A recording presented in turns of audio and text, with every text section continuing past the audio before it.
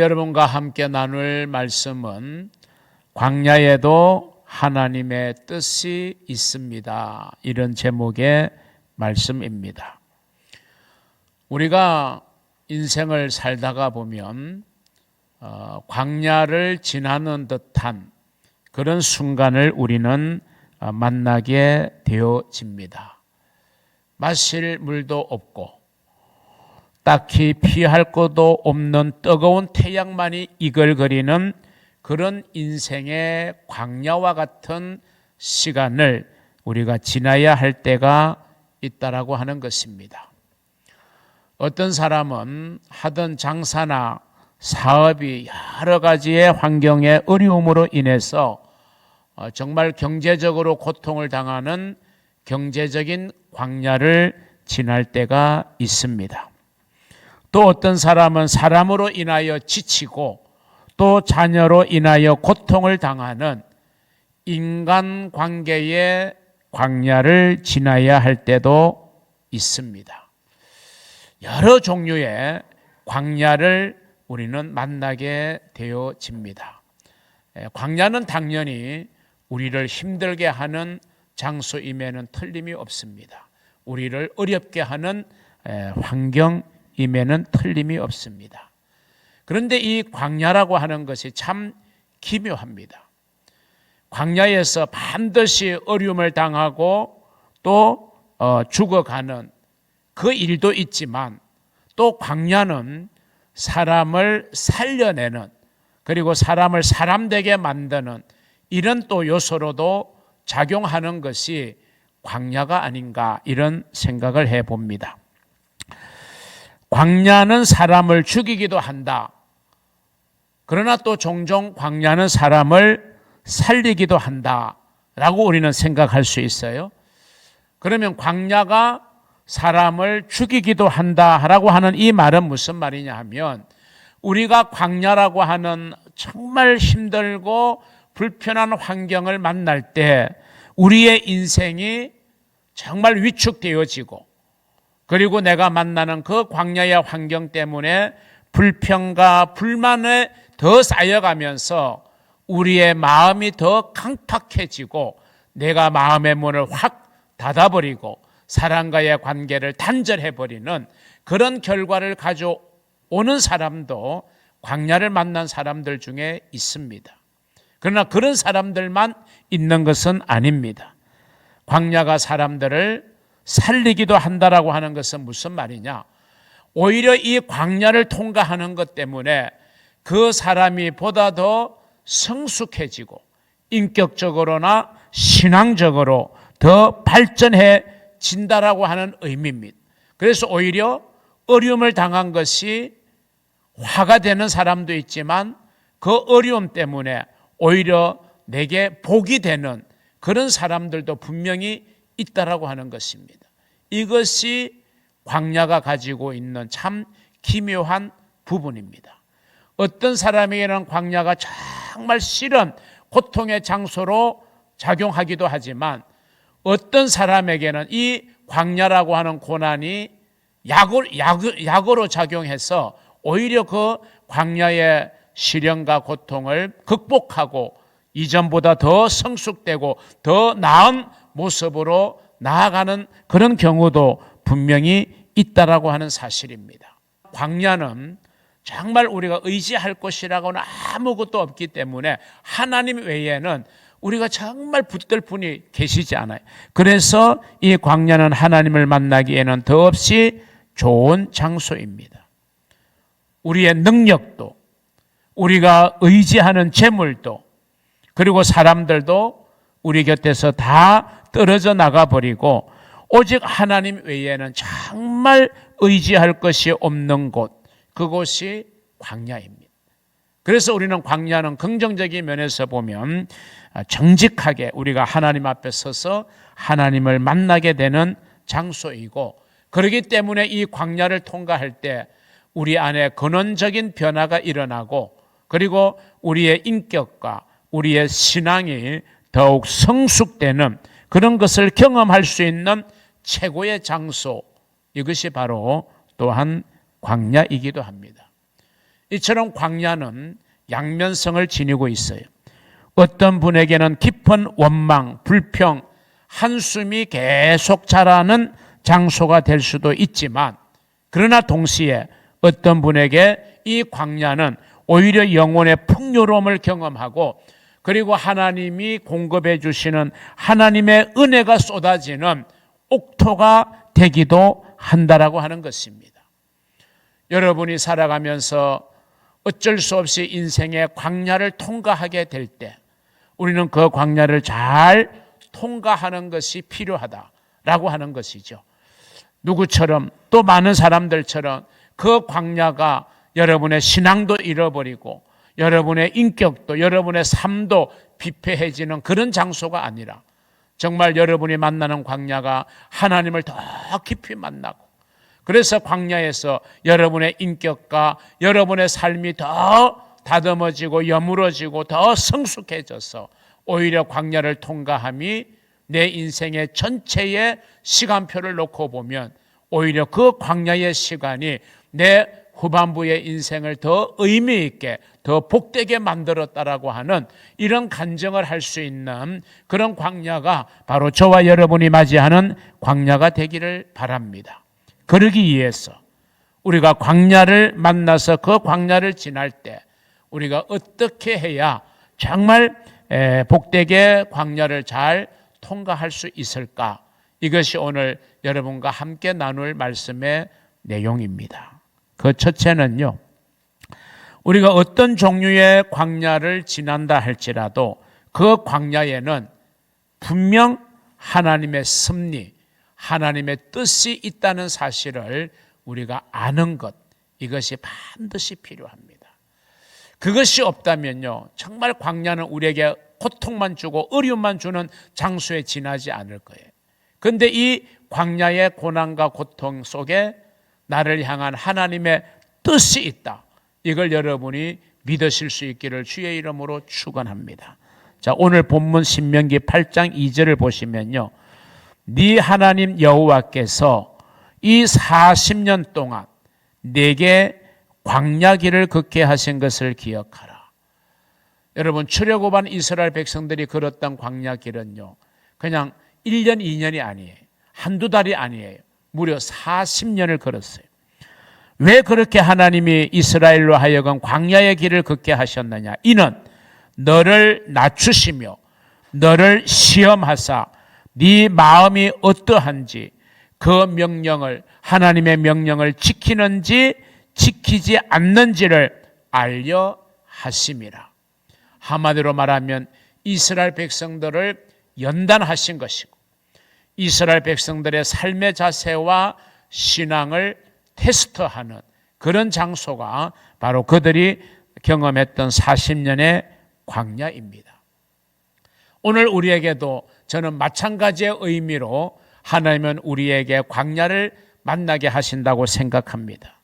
그렇기 때문에 우리가 만나게 되는 광야를 잘 통과하는 방법은 이 광야 속에 우리가 당하는 어려움과 고난과 고통과 시련 속에 하나님의 뜻, 하나님의 섭리가 있는 장소임을 우리가 확신하는 것, 이것이 저와 여러분에게 필요합니다.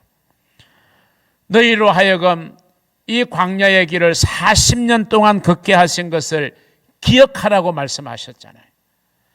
단순히 지나간 고통만 기억하라는 게 아니에요.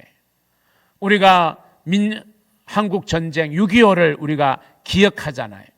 그 말은 그 과거에 쓰라렸던 상처를 기억하라는 말이 아니라 그것이 우리에게 주는 교훈, 그것이 우리에게 주는 의미를 우리가 잊어서는 안 된다라고 하는 것입니다.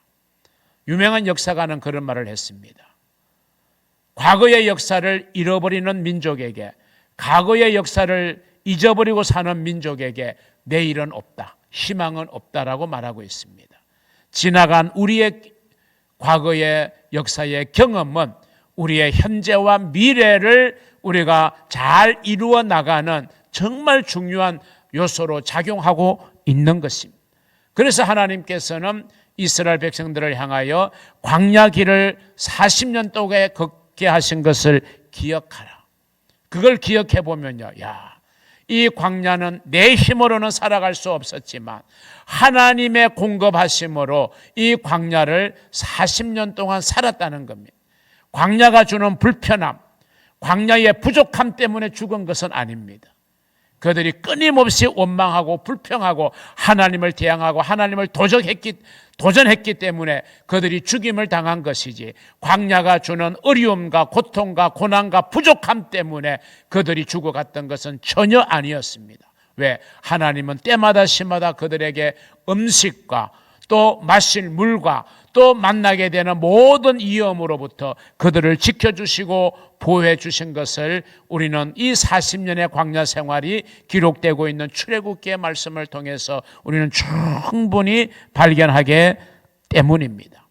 그러므로 우리가 그 사실을 기억할 때, 내가 비록 내 삶 속에 인생의 광야를 맞이할지라도 그 옛날 40년의 광야 생활 속에서도 하나님께서 뜻 가운데 이스라엘 백성들을 이끄시고 인도하신 하나님이라면, 오늘 내가 만나는 한순간 한순간의 광야와 같은 고난과 시련에도 하나님은 우리와 여전히 함께 하시고 우리를 지키시고 우리를 도우시고 우리를 붙드시기 때문이라는 사실을 우리는 확신할 수 있기 때문에, 이것이 바로 우리가 광야를 잘 통과하게 되는 참 중요한 요소, 광야 속에는 반드시 하나님의 뜻이 있음을 믿으시기를 주의 이름으로 축원합니다.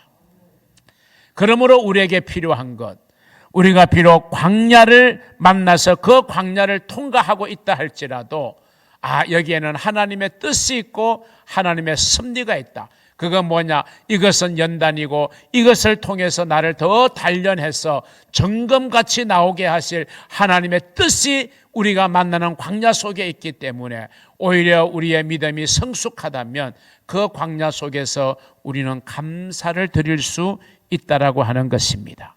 물론 쉬운 일이 아니죠. 우리가 고난을 당하고 시련을 통과하고 광야를 지나고 있는데 감사한다는 거 쉬운 일은 아닙니다. 그러나 해야 합니다. 시편 기자는 이렇게 우리에게 교훈합니다. 시편 119편 67절에 고난 당하기 전에는 내가 그릇 행하였더니 고난을 당하고서는 이제는 주의 말씀을 지키나이다. 나아가서 71절에 고난 당한 것이 내게 유익이라. 이 고난으로 말미암아 내가 주의 율례들을 배우게 되었나이다.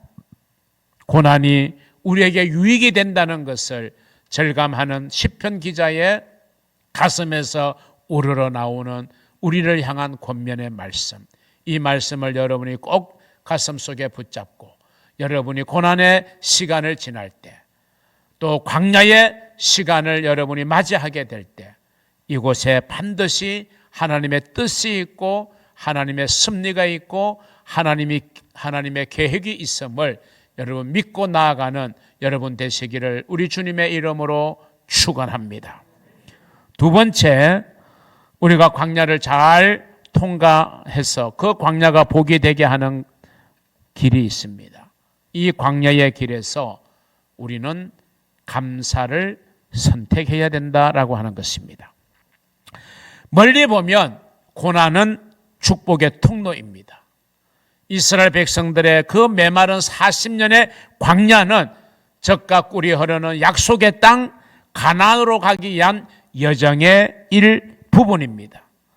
우리가 메마른 광야를 만나서 그 길을 우리가 걸어갈 때 우리는 둘 중에 하나를 선택할 수 있습니다. 그 둘이라고 하는 것은 감사이냐 아니면 불평이냐, 불평이냐 감사냐, 이건 우리가 선택할 수 있어요. 누구든지 광야를 만나면 불평을 선택하는 것은 이건 너무 쉬운 거예요. 가르쳐 주지 않아도 누구나 광야를 만날 때, 고난을 당할 때 불평할 수 있고 원망할 수 있는 거예요. 그런데 하나님은 이 고난의 광야를 통해서 우리에게 원하시는 것은 고난 속에서도 우리가 감사를 선택하는 것, 이걸 하나님은 우리에게서 보기를 원하시고 그 감사가 우리에게 놀라운 축복을 불러오게 하는 요인이 된다는 사실을 주님은 우리에게 깨우쳐 주고 있는 것입니다. 여러분, 우리가 고난을 당할 때, 광야의 길을 딱 겪게 될 때 어찌 우리 안에 불평하는 마음, 불만스러움, 원망하는 마음이 생겨나지 않을 수 있겠어요? 그거는 인지상정이라고 저는 이해합니다. 여러분이 어려움을 당하는 순간에 왜 하나님을 향한 원망도 안 생기고 사람을 향한 불평의 마음이 안 생기겠어요? 너무 당연해요. 마치 내가 길을 걸어가고 있는데 한 마리의 새가 내 머리 위를 지나갑니다. 그러면서 그 새가 볼일을 보는데 내 머리에 탁 떨어졌어요. 이건 우리가 어쩔 수 없는 불가항력이에요. 새가 내 머리 위를 지나가는 걸 우리가 어찌 막을 방법이 있겠습니까? 그러려면 내가 높게 되어진 그물을 내가 늘 들고 다녀야죠. 그래서 새가 내 머리 위를 지나가지 못하도록 막아야 되지만 그렇게 사는 사람은 아무도 없어요. 그냥 새가 내 머리 위를 순간 지나가는 거는 이건 어쩔 수 없는 상황인 겁니다. 그런데 여러분, 그 새가 내 머리 위에다가 계속 뭔가를 집어 물어가지고 둥지를 만드는 거, 이거는 우리가 막을 수 있잖아요. 그건 또 막아야 되는 거잖아요. 보통 새는 나무 높은 곳에나 아니면 전신주 아니면 옛날 그 집의 처만 밑 그런 데다가 주로 이제 둥지를 만들잖아요. 긴 시간을 걸쳐서 계속해서 물어 나름으로 해서 둥지를 만드는 거잖아요. 여러분 머리 위에 둥지를 만드는 거는 여러분이 막아낼 수 있는 거예요. 바로 이걸 말하는 거예요. 우리가 어려운 일을 당하고 광야를 만날 때 내 마음속에 불평, 불만, 원망이 일어나는 걸 우리는 어쩔 수 없는 거예요. 그거는 너무 당연한 겁니다. 그런데 문제는 그 원망과 불평, 불만의 마음이 내 안에 딱 둥지를 틀고 자리를 잡아서 아예 다른 것이 들어오지 못하도록 내 마음을 그 불평과 불만의 마음이 딱 지배하면요, 이거는 우리가 막아내야 되는 거예요. 순간 불평하는 거 이거는 할 수 있어요. 그것까지 주님이 탓하시진 않을 거예요. 왜? 우리의 연약함이 있기 때문에. 그건 누구나 하는 거예요. 그런데 언제나 그 불평이 내 안에서 사라지지 않게 하고 떠나지 않게 하고 내 마음에 둥지를 틀고 입만 열었다고 하면 원망, 불평, 불만을 일삼는다면 그것은 우리의 책임인 거예요. 새가 내 머리를 순간 지나가는 것은 내 책임이 아니지만 그 새가 내 머리 위에 둥지를 트게 만드는 것은 우리의 게으름이고 우리의 연약함이고 우리의 약함이고 우리의 책임이에요. 마찬가지로 내 안에 일어나는 원망, 불평, 불만의 마음 그것 자체를 우리가 제어할 수는 없지만 그것이 내 마음에 딱 자리를 잡아서 언제나 그것이 내 마음과 생각과 행동과 말을 이끌어가게 만드는 것, 이거는 우리가 막아내야 되는 거예요. 이거는 우리가 의지로라도 막아내야 되고 기도해야 되고 우리가 하나님 앞에 부르짖어야 되는 거예요. 그 일을 우리는 해내어야 하는 것입니다. 그렇지 못하면요, 우리는 이 광야에 우리는 잠식되고 말아요. 이 광야 속에 우리는 긍정적인 것을 만들어내지 못하는 사람이 되고 말 것입니다. 여러분, 이스라엘 백성들에게 애굽왕 바로를 하나님이 세우셨잖아요. 아무리 종살이지만 그래도 근근히 애굽에서 견뎌낼 수 있었고 가끔씩 고기의 맛을 볼 수도 있었던 것이었습니다. 그런데 어느 순간 애굽에 바로 왕이 세워져요. 세상의 모든 주관자가 하나님이시니까 왜 그나마 어려움 속에서도 근근히 버텨나가던 이스라엘 백성들에게 왜 하나님은 애굽왕 바로를 보내셨을까? 이 바로가 얼마나 흉악하냐 하면요, 이스라엘 백성들이 노예로서 하루 하던 그 일의 양을 2배로 늘리게 합니다. 얼마나 힘들겠어요. 그동안의 삶도 편하지 않고 노예였기 때문에 종으로 살았기 때문에 어려웠지만 그나마 해낼 수 있었는데 이제는 그 일의 양을 2배로 하라는 겁니다. 이거는 사람을 죽이는 거죠. 거기다가 히브리인들의 사람들이 많아지니까 산파들에게 무슨 명령을 내리느냐, 히브리 여인들이 남자를 낳으면 그 자리에서 죽이라는 명령을 내리게 되잖아요. 이게 남아 살육 정책이 애굽왕 바로예요. 왜 이렇게 끔찍한 일을 행하는 애굽 왕 바로를 보내셨을까? 우리가 그것만 생각하면요, 야, 하나님 너무 하시네, 이럴 수 있을 거예요. 그런데 그 고통을 통해서 출애굽기를 보면 비로소 이스라엘 백성들이 하나님께 부르짖기를 시작합니다. 그 고통 속에서 하나님, 우리가 힘들어 죽겠습니다. 하나님을 찾기를 시작해요. 그러니까 하나님께서 그들을 이제 출애굽시키시는 거예요. 그 일을 위해서 하나님은 미리 일찌감치 모세를 훈련을 시키신 거잖아요. 미디안 광야에서 40년 동안 훈련을 시키시고 모든 게 착착착착 때가 이제 맞추어짐에 이스라엘 백성들은 고통을 더 가중하게 해서 하나님 앞에 부르짖게 하고, 광야 40년의 훈련을 통해서 하나님의 일꾼으로 이스라엘의 지도자로 준비되어진 모세를 불러시고, 그래서 애굽 왕 바로 앞에 모세를 세우셔서 하나님의 능력을 보이게 하시고, 이스라엘 땅에, 애굽 땅에 10가지의 재앙을 내리시게 함으로 이스라엘 백성들을 출애굽시키시잖아요. 결국 애굽 왕 바로를 이스라엘 앞에 보낸 것은 이스라엘로 하여금 더 고통스럽게 하기 위한 것이 하나님의 뜻이 아니라, 하나님의 뜻은 그 고통을 통해서 이스라엘 백성들을 애굽에서 건져내는 것, 이게 하나님의 뜻이었다는 겁니다. 왜 이스라엘 백성들에게 하나님은 골리앗을 보내셨을까요? 여러분, 골리앗은 얼마나 거대한 장군이었는지 이스라엘 군사들이 아무도 골리앗을 상대할 엄두를 내지 못했어요. 그런데 어린 다윗이 딱 골리앗 앞에 맞닥뜨렸어요. 왜 하나님은 그 여리디 여린 어린 다윗 앞에 골리앗을 세웠을까요? 골리앗이 있었기에 다윗은 결국에는 드러나게 되고 나중에는 이스라엘의 왕이 되게 하는 하나님의 뜻이 성취되는 거예요. 여러분, 어려움이 없다면 이런 결과들이 일어나지 않았겠죠. 애굽 왕 바로가 없었다면 이스라엘의 출애굽의 사건도, 골리앗이 없었다면 다윗이 이스라엘의 왕이 되는 사건이 없었을 것입니다. 광야가 없었다면 젖과 꿀이 흐르는 가나안 땅을 그들은 누리지 못했을 것입니다. 그러니 우리 앞에 펼쳐진 시련이 크면 클수록 하나님의 축복도 더 크구나, 여러분 그렇게 감사하시기를 바랍니다. 겨우 출애굽시킨 이스라엘 백성들에게 왜 말탄 애굽의 군대들이 그렇게 추격해와서 이제는 도망갈 수 없게 궁지에 몰아넣으실까요? 그래서 하나님은 애굽 홍해 가운데 길을 내시는 겁니다. 이스라엘 백성들의 눈에는 보이지 않았던 길이지만 하나님은 이미 섭리 속에 홍해 가운데 길을 예비하신 거예요.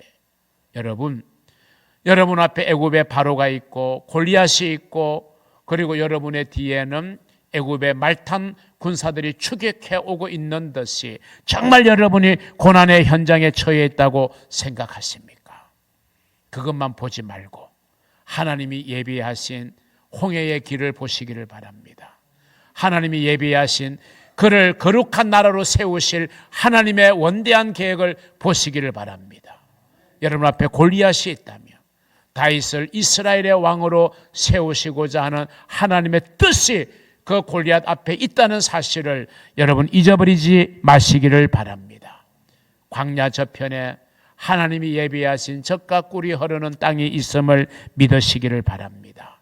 우리가 어떤 시련을 만날지라도, 어떤 광야를 우리가 통과할지라도 그것만 보지 마시고 그 너머에 있는 하나님의 예비하신 놀라운 축복의 손길을 믿음의 눈으로 바라보시고, 여러분 어려움을 당할 때 감사를 선택하시고 하나님의 뜻을 바라보시면서 더 하나님을 인격적으로 깊이 만나시는 여러분의 삶이 되심으로 고난이 더 큰 축복이 되고 더 큰 여러분을 향한 소명이 될 수 있기를 우리 주님의 이름으로 축원합니다.